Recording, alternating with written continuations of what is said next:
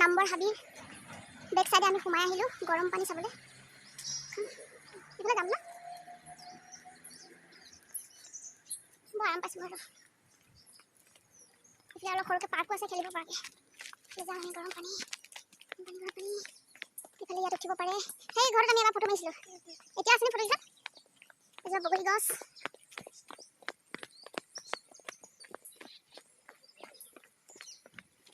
গৰম পানী উহৰ ভিতৰত গা ধোৱা কঠোৰভাৱে নিষেধ, গা ধুব নিদিয়ে। কৃষ্ণ প্ৰভু কৃষ্ণ কৃষ্ণ কৃষ্ণ।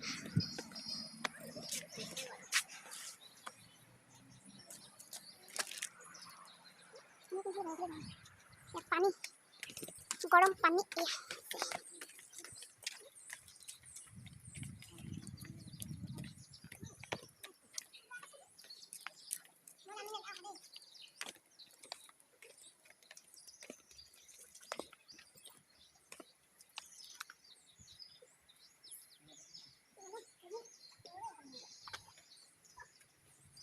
উতলি আছে চা না, এয়া গৰম পানী উতলি আছে।